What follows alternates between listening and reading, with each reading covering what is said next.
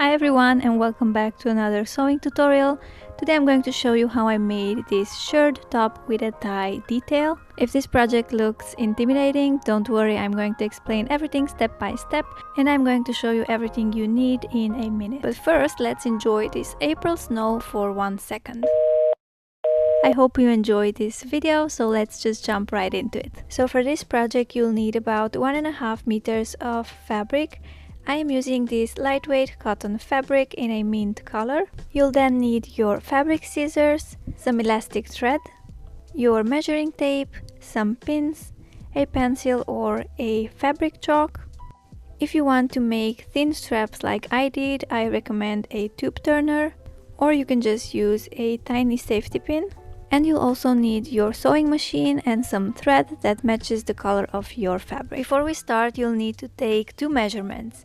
First, you'll need your chest circumference at the widest point, and then you'll need to determine how long you want your top to be. So if you are wearing a bra, I recommend measuring from about where your bra cup begins, downwards up until the point you want your top to reach. And then add 6 centimeters. So in my case this measurement was 32 centimeters. And the pattern for your top will have this width, so 32 centimeters, and the length will be your bust circumference times 2. Then you'll need another rectangle that will be the interfacing for your top. The length here will be half of your bust size and the width about 15 centimeters. Your drawstring will be 110 centimeters long and 2 centimeters wide. And for your straps, you'll probably need 2 pieces that are about 46 centimeters long and 2 centimeters wide. So now that you have the plan, you can go ahead and cut out your fabric pieces.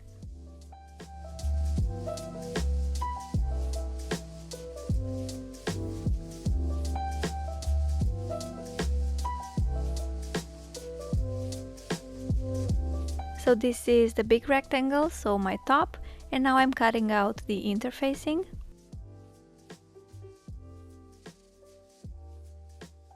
And the first thing you'll need to do is to find the middle of your big rectangle and the middle of your smaller rectangle.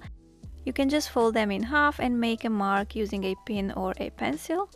And then you'll have to align them and place the small piece on top of the bigger rectangle. And if you have a pattern, make sure they are right sides facing each other.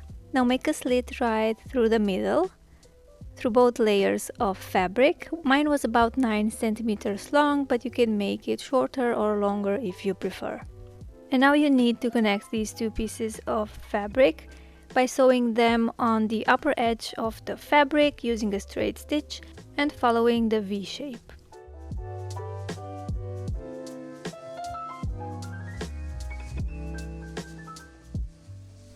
Cut off the excess fabric and make small slits around the edge of the fabric, especially around that V shape, so when you turn it right side out it can lay nicely and create neat corners. And you can use a pencil to poke those corners out. And this is how your project should look like by now. You can also use an iron to flatten all the edges out. And now we can move on and hem the bottom edge of the top. And to do that I am folding the fabric inwards twice and sewing using a straight stitch.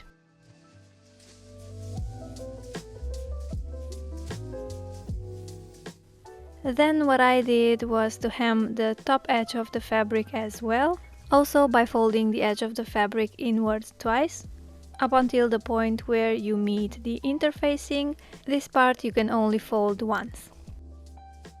And my folded edge was about half a centimeter wide. I noticed later that this step was kind of a mistake because you'll need to pull the drawstring through this tunnel, so this top edge of the fabric should be hemmed only after the sides are connected to create that loop. So you either skip this step and do this later on, I will show you exactly when, or you leave a couple of centimeters open at both ends of the fabric. So you only start sewing from about here to here.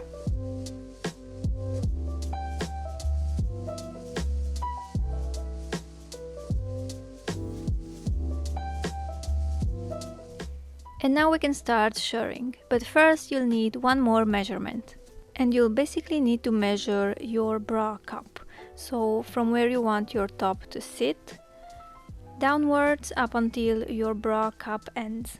In my case, this measurement is 14 centimeters, so I'm going to place my fabric right side facing up.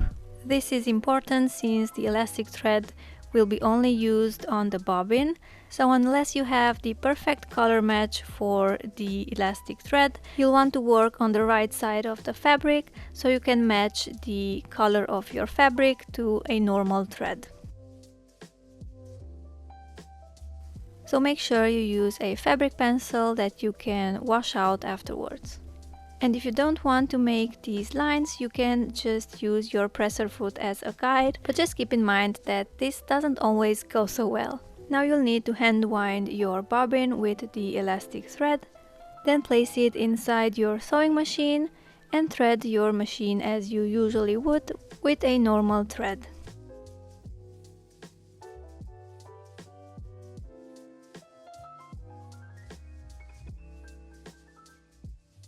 So I recommend heading over and watching the part about shirring over there. I will leave a timestamp. But basically you'll need to set your machine to a straight stitch and to the highest stitch length. In my case this is 5, and you'll also have to adjust the tension on your machine. Now you can start sewing as you usually would, and you will notice how the fabric gathers. And you might need to rewind. I think so. You'll probably need to rewind your bobbin throughout creating the shirring, but don't worry, you can stop at any time, sew back and forth to secure the stitch, and then pull out your bobbin, rewind it, and then continue and then continue from that point, even if it's the middle of the fabric.